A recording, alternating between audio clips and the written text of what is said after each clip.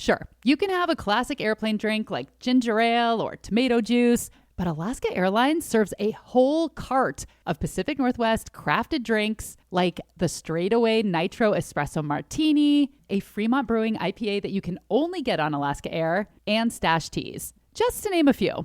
All of which you can enjoy on a nonstop flight from Seattle to Tokyo starting May 12th. Alaska Airlines and Hawaiian Airlines are now partners, so you can book your trip now at alaskaair.com or hawaiianairlines.com.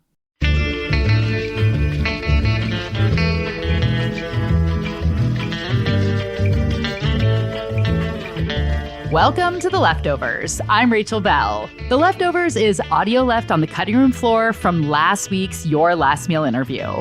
And today, you'll hear never-before-heard cuts from musician Sharon Van Etten. Sharon is on tour right now with her new album, Sharon Van Etten and the Attachment Theory. On last week's episode, Sharon told me, if I'm in a bad mood, I don't want to cook because I feel like you put that energy into the food and it doesn't usually taste good. If I'm in a bad mood cooking, I usually have to throw it away. Really? I'll notice that because my heart isn't in it. I don't want to serve this to anybody. Let's go out tonight. If you missed last week's episode, go back and give it a listen. I also consult a neuroscientist who says food does taste different depending on your mood. But if you already listened to last week's episode, here is a lightning round with Sharon Van Etten.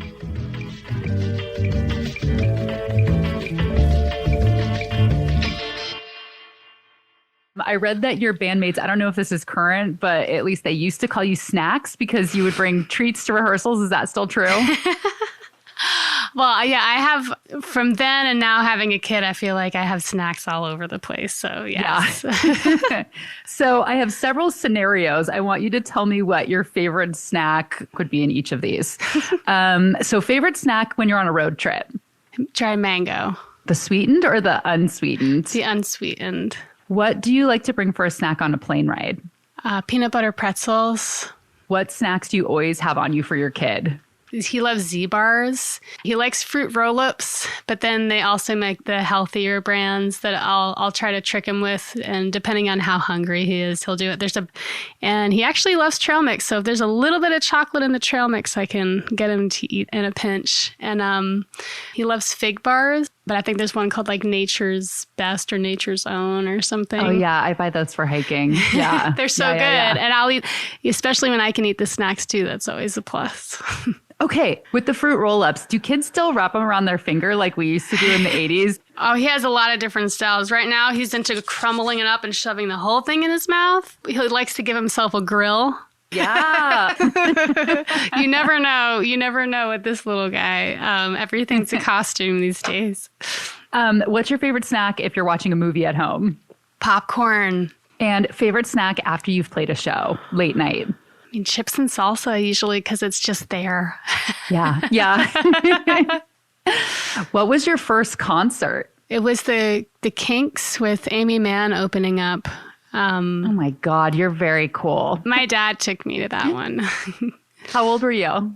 I must have been, I want to say 10, 11. Mm-hmm. So it was like the early 90s. What was the first album or song where you listened to it a bunch and you realized, oh, I can sing?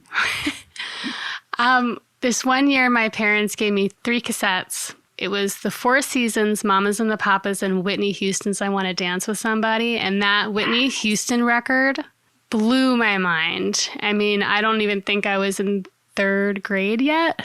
And there was this Fisher-Price, We Sing Along cassette player, and it had a microphone on it. It was white and blue. This was probably late 80s.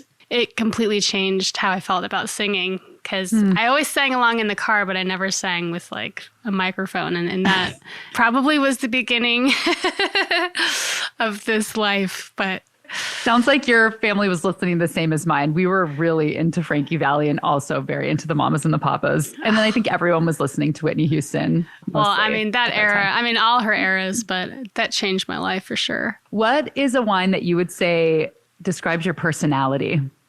I'll say a Carignan. The first time I ever got turned on to a Carignan, it was by this wine producer in California out of Sonoma. Coturi Winery. It's Coturi. He was a punk rock wine producer that educated me a little bit in the wines. I didn't realize about how fires really affected the grapes.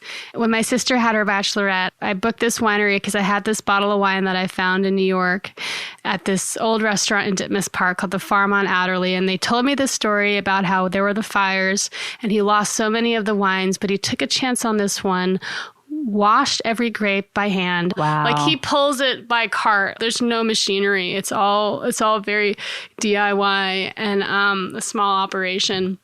And this one wine ended up breaking through in the industry where it was just a smokier version of this grape that already has a natural smoke to it. But I just like that it's very resilient. And this particular story about this Carignano has always made me feel like, okay, I relate to this guy. I relate to this grape. And I love how he persevered and made it work. It's like the mezcal of wines with a little smokiness. Exactly. Yeah. Interesting. I'd read some article where you were talking about drinking Australian sparkling wine and then a Greek wine. So I feel like people talk a lot about California wines and French wines. Is there a region that you think is underrated?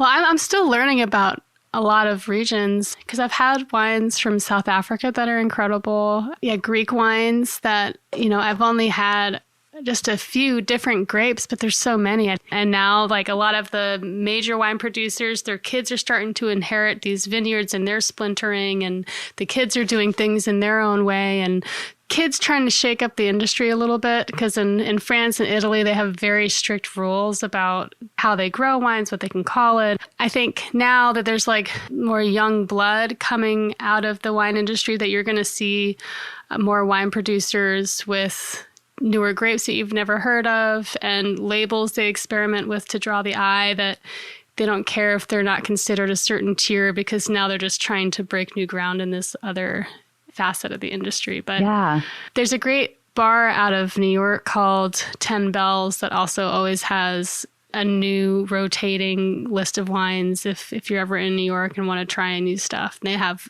small plates and wines. And yeah, a lot of them, when they say biodynamic or unfiltered, they tend to be really interesting. And so I'll just gravitate towards those. And if there's just a grape I don't know about, I just encourage people to seek out things that they don't know. And that was Sharon Van Etten's Leftovers.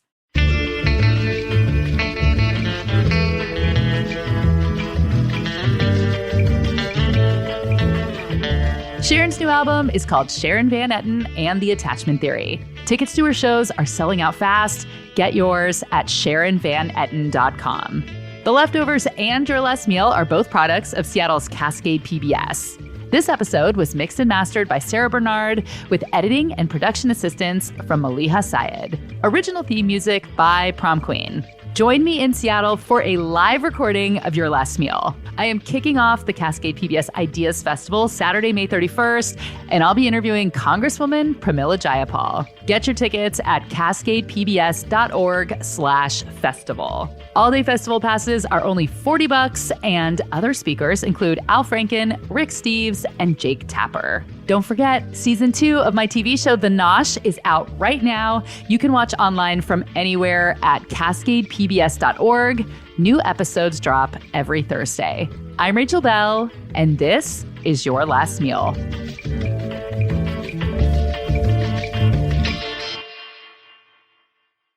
Hi, food lovers. Season 2 of my TV show, The Nosh, is out now. And I know I'm biased because I co-produced it, I hosted it, I wrote it, but it is a really fun season. We get into everything from an Ethiopian coffee ceremony in Seattle's Pike Place Market. I get to do some fancy wilderness cooking with a TikTok influencer. Don't watch the pizza episode unless you have pizza in front of your face. You will regret it. And this is PBS, so it is shot beautifully. They're just these tasty little 8.5-minute bites, so I think everybody has time to watch. You can watch The Nosh anytime at cascadepbs.org, on the Cascade PBS app, or if you're in Washington or Canada, it's on Cascade PBS Channel 9, Thursday nights at 8:50 p.m. Pacific.